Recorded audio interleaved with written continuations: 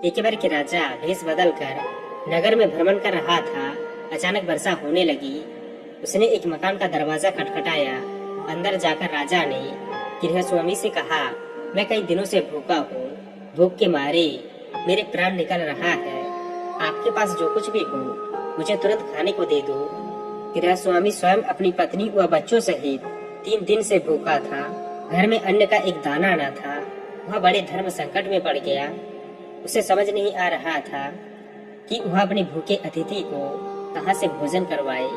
तभी उसके मन में एक विचार आया। वह घर से बाहर निकला और घर के सामने एक दुकान से 2 मुट्ठी चावल चुरा लाया। उस गृहस्वामी ने अपनी पत्नी से उन चावल को पकाकर उन अतिथि को खिलाने के लिए कहा।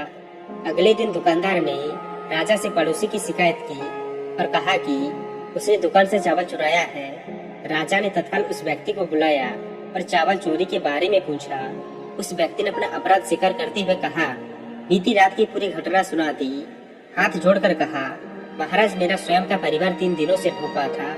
मैंने अपने लिए चोरी नहीं की और न ही कभी करता, चाहे प्राण निकल जाते, परंतु आधी रात में घर आई अतिथि को भूखा नहीं देख सकता था। राजा यह सुनकर बहुत ही दुखी हुआ। उसने बताया कि अतिथि वह स्वयं था। फिर उसने दुकानदार को बुलवाया और पूछा कि क्या उसने अपनी दुकान से पड़ोसी को रात में चावल चुराते देखा था।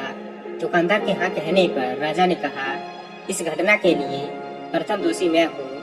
दूसरा दोषी दुकानदार है, जिसने रात में पड़ोसी को चावल चुराते देख लिया, लेकिन 3 दिन तक पड़ोसी को परिवार से भूखा रहते नहीं देखा। इसने अपना पड़ोस धर्म नहीं निभाया।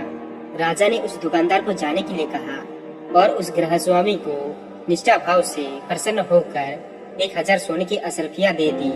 दोस्तों, इस कहानी से हमें यही सीख मिलती है कि हमें अतिथि का सम्मान करना चाहिए। हमारे ग्रंथों में लिखा है कि अतिथि परमो धर्म, मतलब कि अतिथि का सत्कार हमारा प्रथम धर्म है।